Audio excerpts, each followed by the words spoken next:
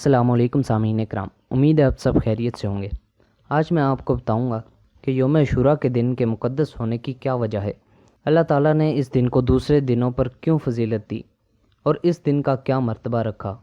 کیا اس دن کی فضیلت حضرت امام حسین رضی اللہ تعالیٰ عنہ کی شہادت کی وجہ سے ہے؟ جانیے اس ویڈیو میں۔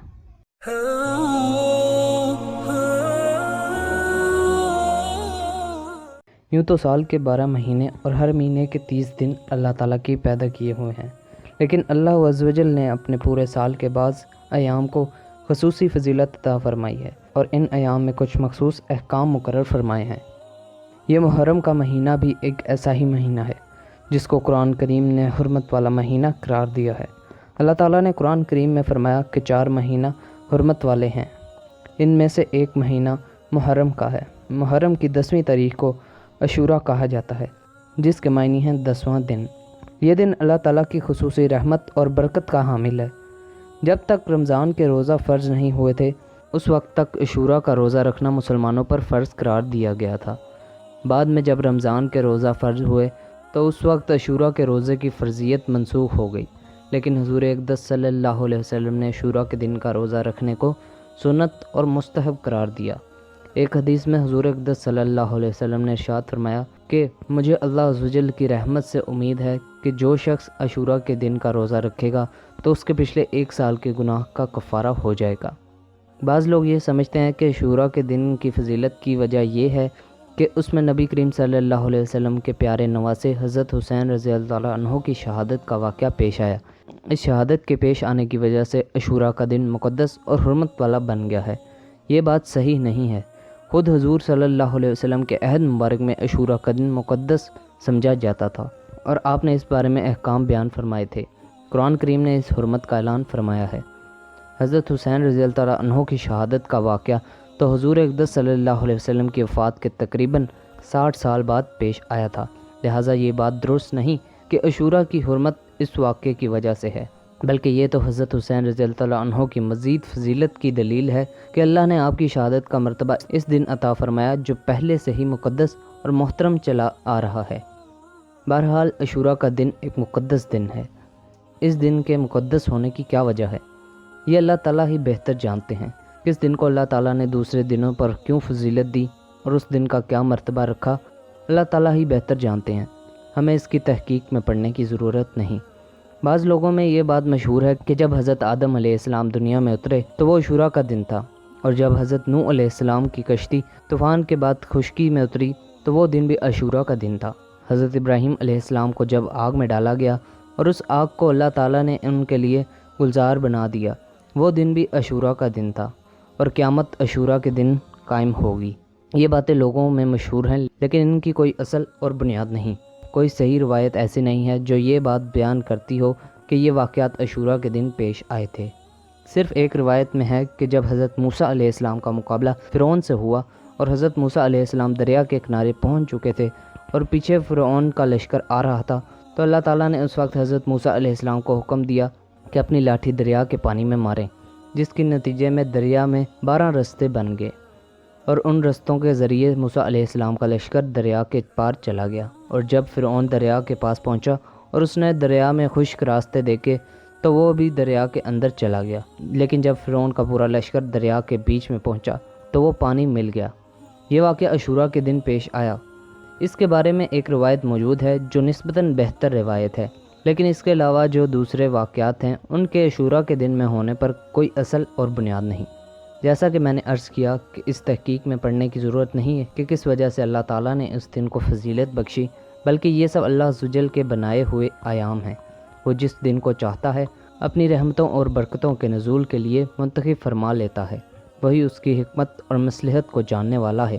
یہ بات ہمارے اور آپ کے ادراک سے معاورہ ہے، اس لیے اس بحث میں پڑھنے کی ضرورت نہیں۔ البتہ اتنی بات ضرور ہے کہ جب اللہ تعالیٰ نے اس دن کو اپنی رحمت اور برکت کے نزول کے لیے منتخب کر لیا تو اس کا تقدس یہ ہے کہ اس دن کو اس کام میں استعمال کیا جائے جو کہ نبی کریم صلی اللہ علیہ وسلم کی سنت کے مطابق ہو۔ سنت کے طور پر اس دن کے لیے صرف ایک حکم دیا گیا ہے کہ اس دن روزہ رکھا جائے۔ چنانچہ ایک حدیث میں حضور اقدس صلی اللہ علیہ وسلم نے فرمایا کہ اس دن میں روزہ رکھنا گزشتہ 1 سال کے گناہوں کا کفارہ ہو جائے گا۔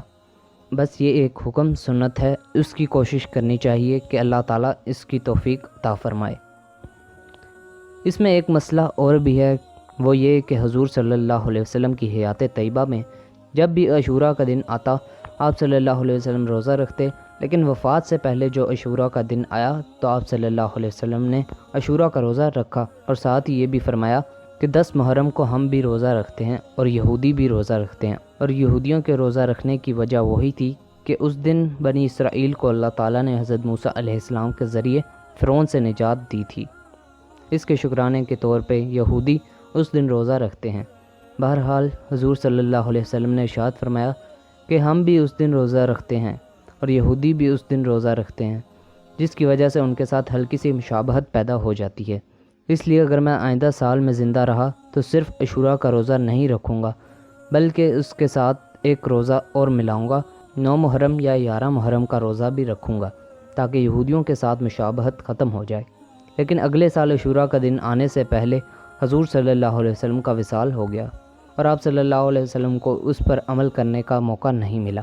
چونکہ حضور صلی اللہ علیہ وسلم نے یہ بات ارشاد فرما دی تھی، اس لیے صحابہ کرام رضی اللہ تعالیٰ عنہ نے عاشوراء کے روزے میں اس بات کا اہتمام کیا اور 9 محرم یا 11 محرم کا ایک روزہ ملا کر رکھا اور اس کو مستحب قرار دیا، اور تنہا عاشوراء کے روزے رکھنے کو حضور صلی اللہ علیہ وسلم کے اس ارشاد کی روشنی میں مکروہ تنزیہی خلاف اولا قرار دیا۔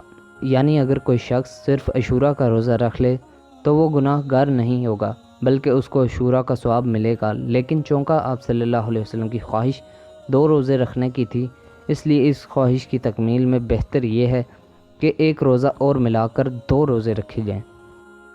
رسول کریم صلی اللہ علیہ وسلم کے اس ارشاد میں ہمیں ایک اور سبق ملتا ہے، وہ یہ کہ غیر مسلموں کے ساتھ ادنی مشابہت بھی حضور صلی اللہ علیہ وسلم نے ناپسند فرمائی ہے، حالانکہ وہ مشابہت کسی برے اور ناجائز کام میں نہیں تھی، بلکہ ایک عبادت میں مشابہت تھی کہ اس دن جو عبادات وہ کر رہے ہیں اسی دن ہم بھی وہی عبادات کر رہے ہیں، لیکن آپ صلی اللہ علیہ وسلم نے اس کو بھی پسند نہ فرمایا۔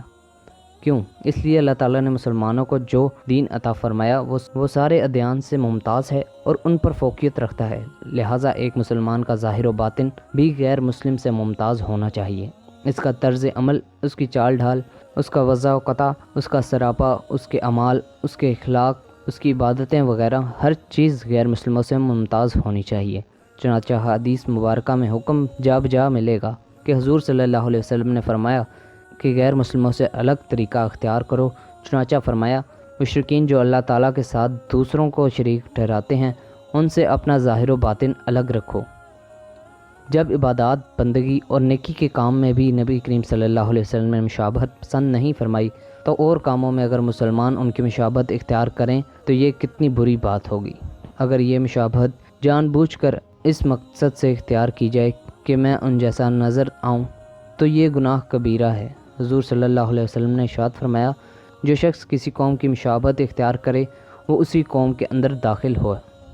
مثلاً کوئی شخص انگریزوں کا طریقہ اس لیے اختیار کرتا ہے کہ میں دیکھنے میں انگریز نظر آؤں تو یہ گناہ کبیرہ ہے، لیکن اگر دل میں یہ نیت نہیں ہے کہ میں ان جیسا نظر آؤں بلکہ ویسے ہی مشابہت اختیار کر لی تو یہ گناہ کبیرہ تو نہیں مگر مکروہ یہ بھی ہے۔